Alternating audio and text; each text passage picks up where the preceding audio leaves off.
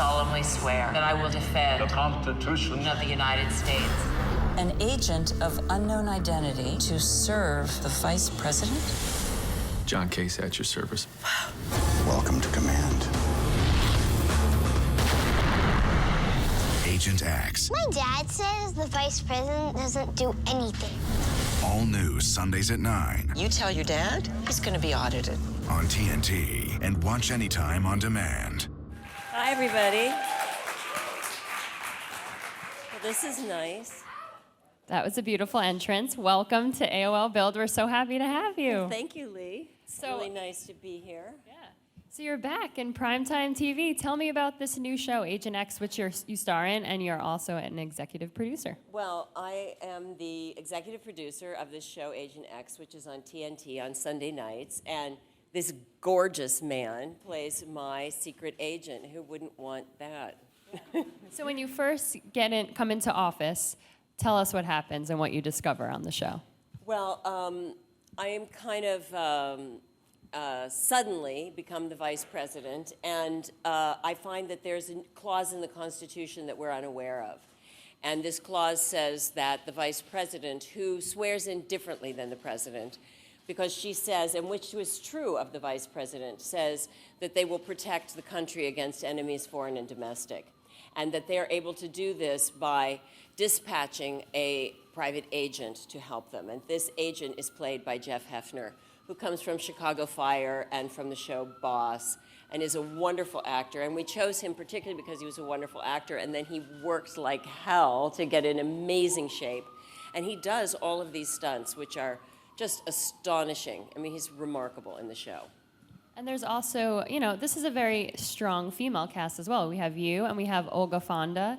Tell me about the casting process. You also have James Earl Jones. James Earl Jones plays the Chief Justice of the Supreme Court, and we're very lucky to have Gerald McRaney, who plays my butler, and we find a former Agent X himself. And it's really exciting to go to work. We shoot in Los Angeles, which is nice. We shoot on the Fox lot, which is like 15 minutes from home, so my kids come down, and so we have huge, like, Army helicopters and pieces of the White House and the Vice President's office, and my kids are running around on the set. It's really nice, and it's fun, and it's an historical kind of feeling when you're in all of these amazing places every day. And, like, we shot a big scene in the Arlington Cemetery, and I brought my kids so that they could understand what it means what it's like to see a cemetery where soldiers have died in service for their country, because I wanted them to really understand that. And so they came and spent the day, and it was very meaningful for us as a family. You're kind of thrown into the shoes of a vice president. How did you prepare? What did you do to get into the role? Well, I've been very blessed in my experience. I've been 20 years as the global campaign chairman of the American Foundation for AIDS Research, which has taken me around the globe, and I've met a lot of dignitaries and a lot of politicians, and I spent a lot of time in the early years with the Clintons, just in the beginning when they were running to be in office to start with. And so I have a long history of knowing the Clintons and Mrs. Clinton, which is just exciting, of course, at this time. And so I have sat in those offices, and I have fought for policy, because we did change a lot of policy and a lot of laws working with amfAR over the years. And a lot of bills have been passed during my tenure. And so I have, however limited, but for me, a great deal of political experience with people here and abroad. So that has helped me bring that kind of experience to my role.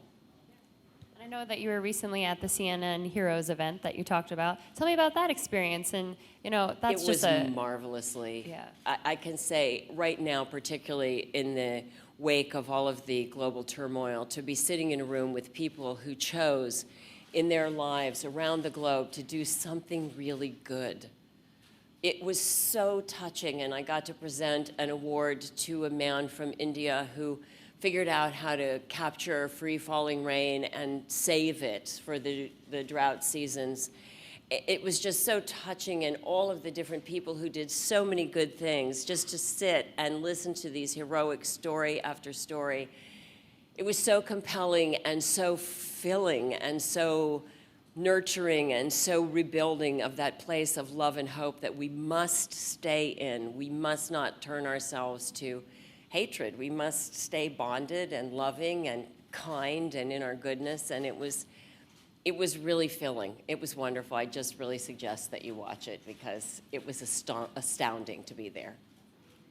So this role seems almost perfect for you, and it's, you know, one of those roles on TV where you find these strong female characters to lead them. Tell me about, you know, the business in TV in Hollywood and how you find roles or choose roles that you think would be perfect for you, or if there are any out there. I was looking for a while because my children are young. I have 3 boys who are 9, 10, and 15, and I wanted to work at home so that I could see them more. And our show's very family-centric, not only in that it is a family show on TNT so that you can watch it with your family and discuss these issues, but that all of the people that I work with have families. So we sort of schedule around. I can say, you know, I have parent-teacher conferences, or, you know, my kid has this thing in class, and they'll go, okay, well, you can work in the afternoon, or it's next Wednesday, you can work on Tuesday. So we all try to work. You know, Jeff's family is in Michigan, so we try not to have him work on Friday so he can go home and see his family.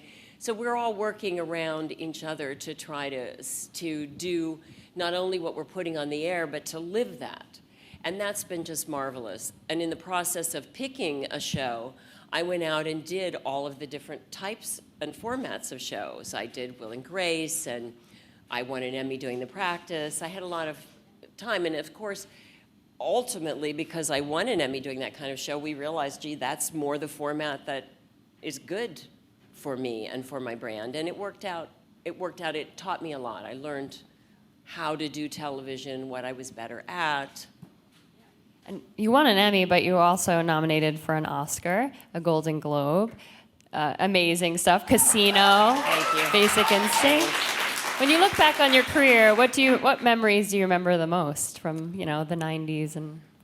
Well, you know, when you're in Hollywood, 30 years, I've been working for 30 years in my business, so I have lots and lots of really warm and wonderful memories. I've worked with basically the majority of all of the greatest stars in the business. I've been very, very blessed.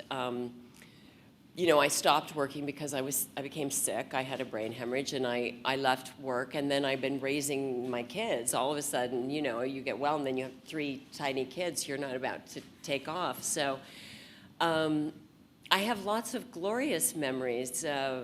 You know, it's a big deal in the beginning when you're working and working and working, and things go slow and they don't go right and they go okay, and then suddenly you're cast opposite a big star like Michael Douglas. That's a very big deal.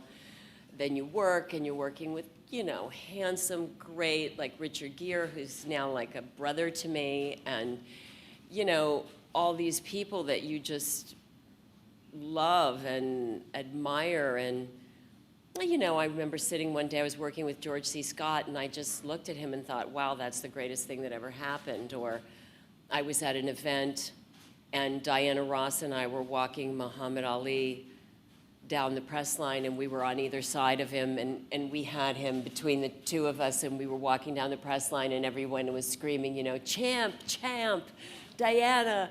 And suddenly I was like just, you know, doing what I do and doing my job and walking the press line, and then all of a sudden I just snapped out of it for a second, and I was like, oh my God, it's Muhammad Ali and Diana Ross. And I was like, you know, I was like that 6-year-old who was like holding the string that pulls the curtain, singing like, you know, you can't hurry love with my sister, you know, with like the plastic thing from the toilet paper, you know, roll behind my ear, like, and I was like, it was the Supremes, and there was Muhammad Ali, and then like, all of a sudden I was like, whoa, and I snapped back into like, you know, I'm on the red carpet and I've got to get it together.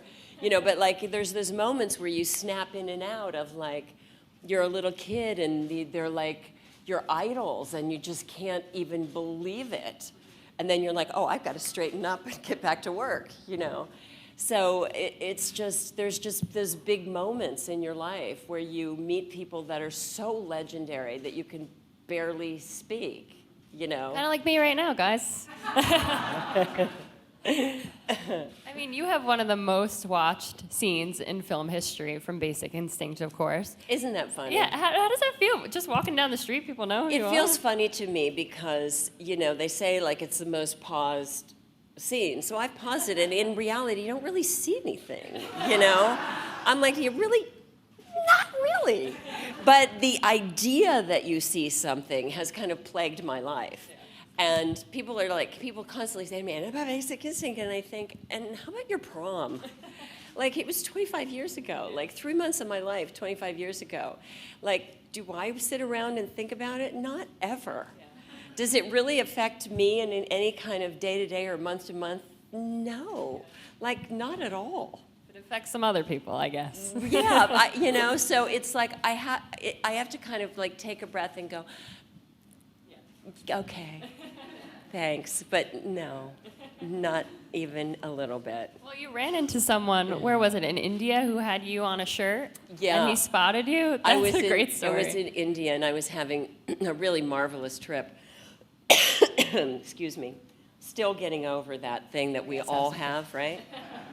Yeah. The weather changing. It's finally winter. I have a friend who's who's actually a Maharaja in India, which is amazing because that whole history of everything. And so I was invited to India and taking this marvelous trip, seeing everything. And I was in the middle of kind of nowhere, like just, you know, walking through these stalls and looking at fabric and the whole thing. And I looked up, and there was this kid across the street with a T-shirt that had my picture on the front of it. And I was like, and he looked at me, and I looked at him, and I thought, wow. And he looked at me and went like, and I thought, that is too much. He's like, I was like, you want to do a selfie, right? You know. So if you could go back and do a sequel of any one of your films, do you have one that you would love to do? Well, I mean, obviously, the most compelling film I ever did was Casino.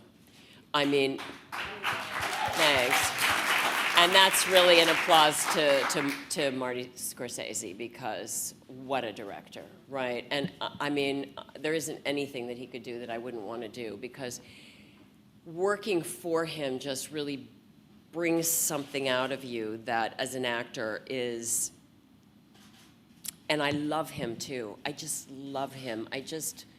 There's something, you know, there's a point when you're a young actor where you do these trust exercises. I don't know if there's any actors in this room. Are there? Are any of you actors? Okay, then you know, because at some point when you're an actor, you do a trust exercise where someone stands behind you and you have to let go and fall backwards. And I think that the thing about Marty is you could let go and fall backwards off an 80-story building and know that you were just fine. And you really have to do the kind of movies that he makes. And it's an unbelievable feeling to know that you can do that and be okay and go out on the thinnest, finest, most fragile limb where the sweetest fruit is, and you're going to be okay. And that's just an extraordinary feeling, because there are directors that'll be like, go on, and then you go and, you know. And like all relationships. And it's just marvelous that he is so there. He's a fine director. And I feel like Albert Brooks was that for me with comedy. He's the same kind of fine, extraordinary, really brilliant guy. It's just unbelievable. Is there any director that you would just die to work for? There's lots of them. Lots of them. I mean, there's lots of actors. I mean, like, I'm just dying to see this Tom Hardy movie. Yeah. I mean, I think he's like the greatest actor. I mean, I just like, wow. And two of him, I mean, get serious. I mean, it's just like there's nothing that guy can't do, you know? I mean, so yeah, I want to work with Tom Hardy. Who doesn't? I mean, there's all kinds of people like that just send me, you know. I mean, I like Seth Rogen. I think it's just great. I mean, so it's like there's all kinds of types of people that I think are marvelous. So I like comedy directors and I like drama directors. It just is really, you know, how it goes. Are there any young actresses that you look at and you go, wow, she has great potential, or wow, I'd love to share the screen with her? Yes, there are. And, I'm always watching, I watch a lot of television, I think, particularly now that I'm in the television business. And I watch a lot of foreign television. And I watch, now I'm really lost on this Scandinavian television. And I watched this show, this Danish show called The Bridge that they made an American show from. And I think that girl in The Bridge is just... Diane Kruger, I think? No, the Danish show. The Danish show, yeah. And I just think, wow, that girl's like a phenomenon. Like, I find her just amazing. And I'm always seeing there's so many great young talents. I mean, it's a marvel to me what's happening now. And I know that you recently shared your thoughts on the gender pay gap. I have to say I'm pretty crazy about the girl in Orange is the New Black. Oh, yes. Taylor Schilling. Yes. She's incredible. She's great, and I really would like to play her mother. Oh, that would be great. Let's get on that. I really would. I find her to be quite, she has a very extraordinarily kind of nuanced, she's very real, and she's, I just think there's something about her that's very, she pulls you in an extraordinarily natural way. I think she's just great. I also love Elizabeth McGovern. And I thought from the time she was a young actress, she had something very, very special. And I was like, where did that girl go? And then now she's on Downton Abbey, and I was like, well, finally, because she was always so remarkable. And now that show's ending, and I'm getting very sad. Does anyone else watch Downton Abbey? I'm sure you're a fan. Yeah, and you can never get enough of Maggie Smith, right? It's like, just do anything. Right? I mean, that's the thing about TV these days, though. There's so many incredible shows and roles to choose For from. everyone. It's where, where kinda it's at, really. It's kind of where it's at, because though I like a tentpole movie like anybody else, and because I have all boys, we can't get enough of cars smashing up and things blowing up. I mean, it's like if they blow stuff up, that's us. We got to watch blow 'em up stuff every 5 minutes, because, I have a 9 and a 10-year-old. Have your boys seen any of your movies or anything that they're like, Mom, you're a movie star. This is amazing. Well, they're watching the show. They're like big Agent X fans. And they're, of course, because it's 1 hour past their bedtime, it's now their favorite show. This might be an awkward segue, too, but I know that you posed completely nude in Harper's Bazaar, and you look absolutely incredible. Oh, thank you.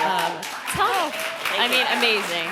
Well, I think completely nude in Harper's Bazaar is a bit of an oxymoron because, you can't really show anything in Harper's Bazaar. So the real challenge was how not to show anything while not having any props.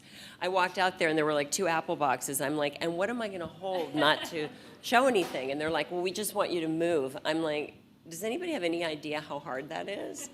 It's like I'm supposed to be as if I'm wearing a bikini, but there's no bikini. I'm like, can I have nothing? And there were no props. I was really kind of surprised. But the confidence you exude is just so, even for me, when I looked at it, I was like, oh, I want to be like Sharon Stone. Not only her body, but just like having the confidence to do that. In the end, you have to realize that they want it to be well done. I think that I got the greatest lesson when I went to the Golden Globes for Casino. I thought, they're never going to pick me, and I'm just going to go, and then I'm going to leave, and it's going to all be fine. And I'm going to be like, la, la, la, la, while it's happening. And I was talking to this great director, George Miller, who directed Babe. And he was sitting next to me, and I'm like talking, and pretending it's not happening. And then my friend goes, you won. And I was like so shocked, because I didn't even hear them say my category. I was so trying not to feel bad that I lost. And so I run up the stairs, and Tom Hanks grabs me, and he says, hey, pull yourself together, and they won a great show. And I thought, oh, right. And it was such a big lesson from such an incredibly centered together great star. Like, everybody wants it to go well. And I think that's what you have to really understand.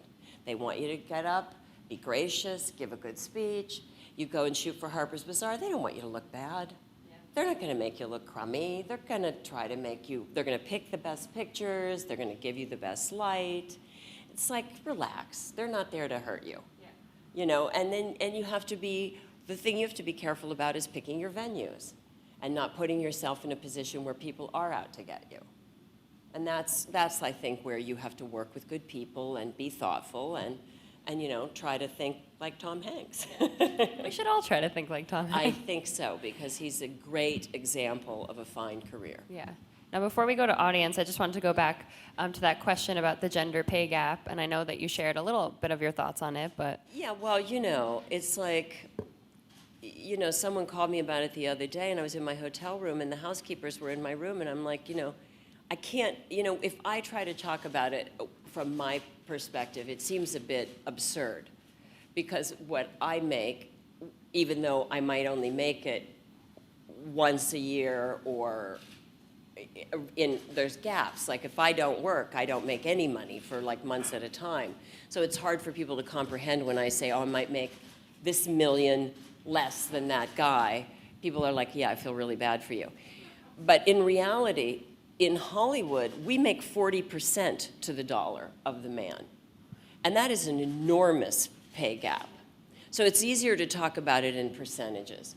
But if you look at it to the mainstream of the working woman, the housekeepers in my room, why should they be paid less than the male housekeeper? Why should anyone, black, white, green, male, female, why should there be a pay difference job for job? You do the job, everyone should get paid the same. I find this just to be practically absurd and logically it's just nonsensical to me.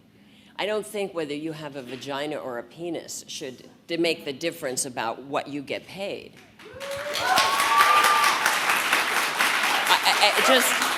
It just doesn't make sense to me.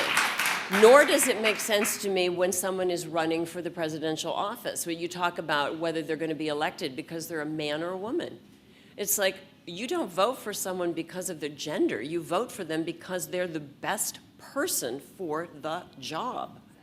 You have to make these choices.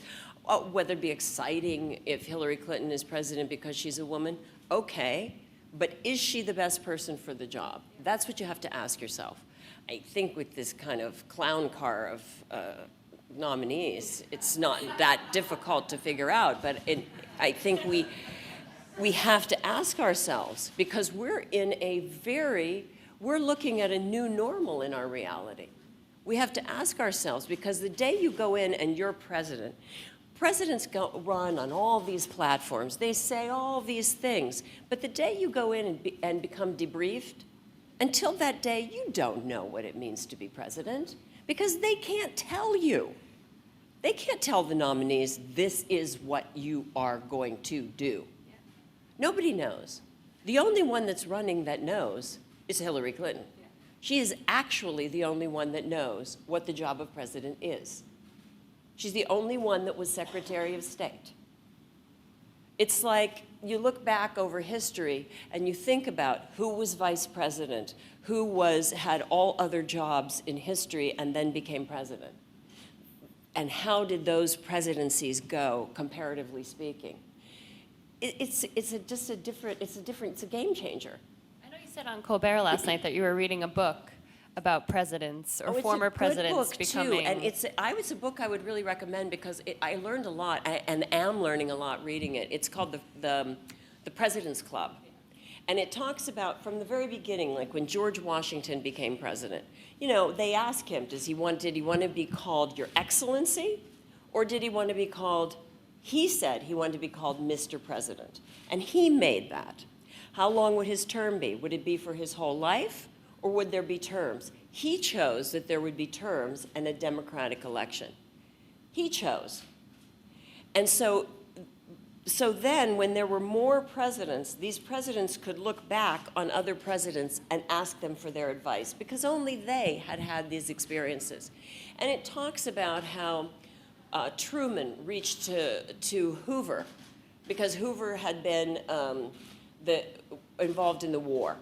And he had all of these things about feeding people when they were starving, and soldiers starving, and people who were starving from the war, and how they got together, and all the things that they developed, and all of these governmental bodies that they developed together, and how presidents, when they call back, how Clinton called back on Bush Sr., and all the things that they developed together, and how these presidents call back on former presidents and work together and what they do, and how it helps the presidency to work with former presidents and why. And it's quite intriguing because only the presidents have the experience to know what happens in the presidential body. And they only have the clearance to speak to them.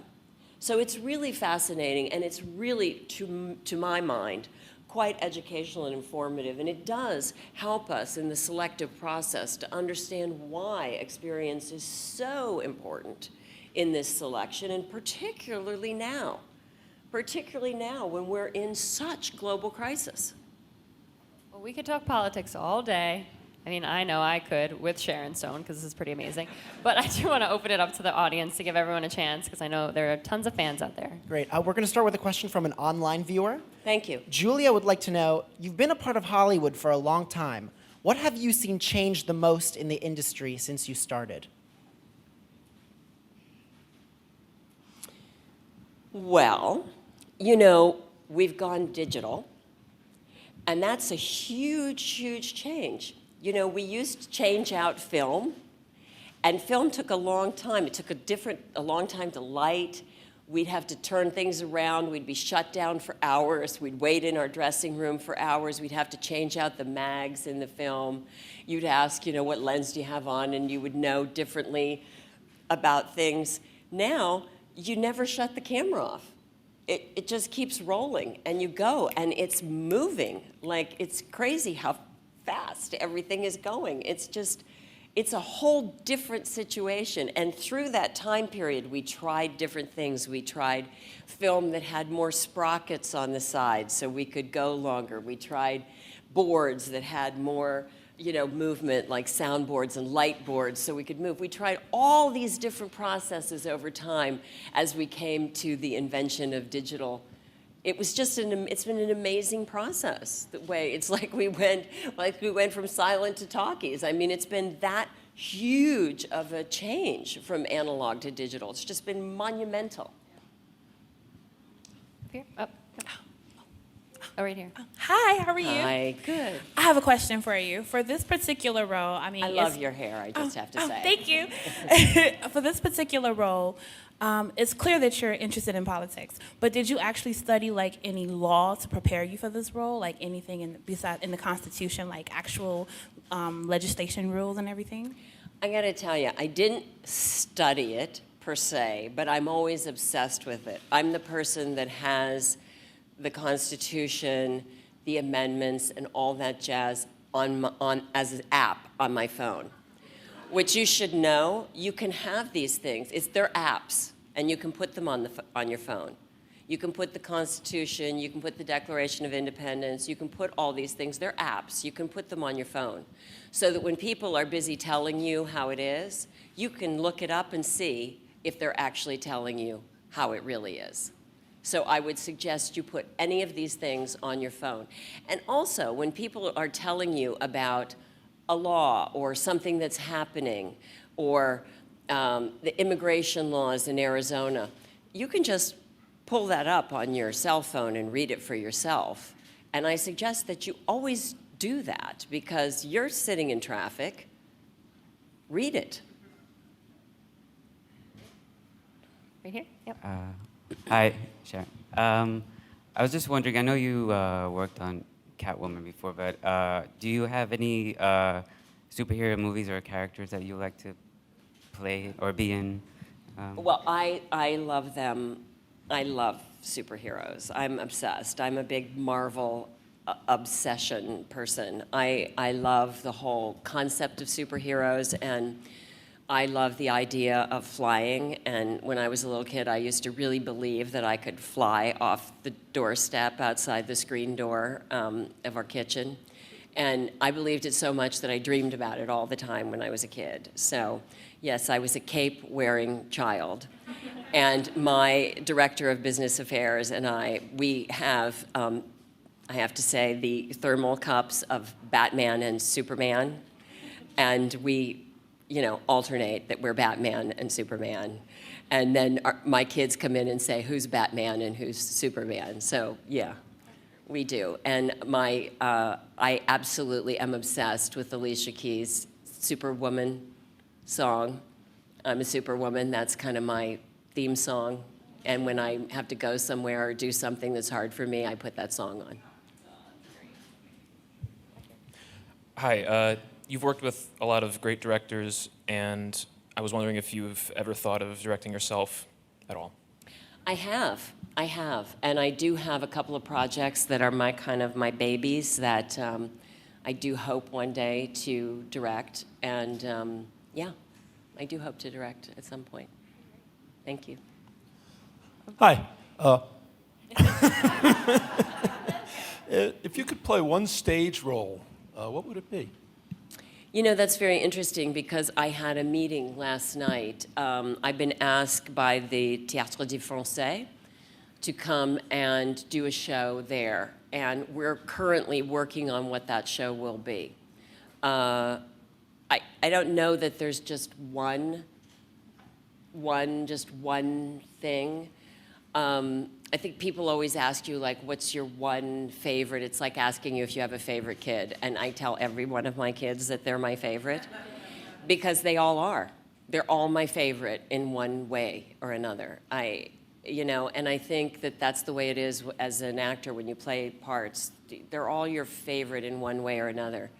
Even the kind of ones that don't really fly, there's something about them that's very endearing. I always wanted to play Hamlet. I know that probably sounds absurd, but I love that play.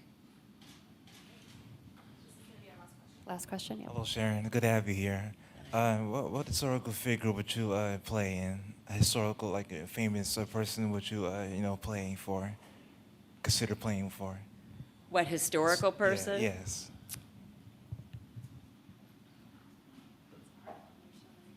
It is a hard question. On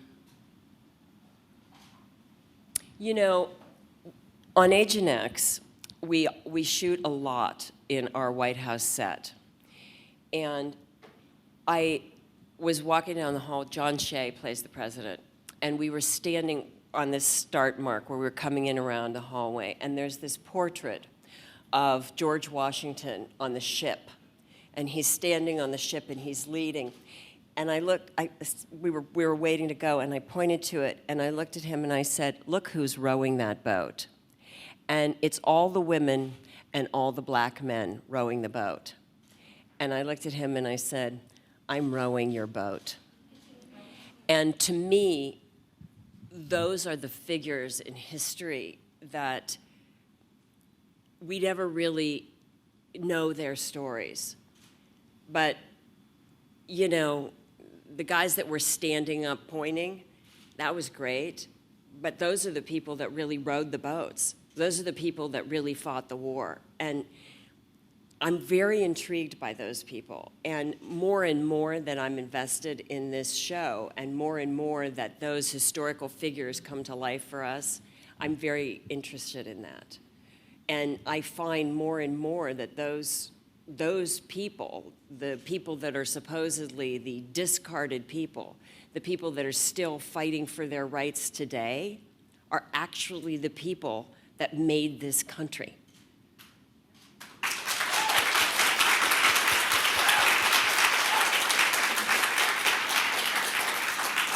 Well, I think that's all the time we have, but make sure to check out Agent X. Please do. Yes. And thank you for being here, Sharon. This has been great. Sunday nights, TNT. Thanks for coming. Thank you.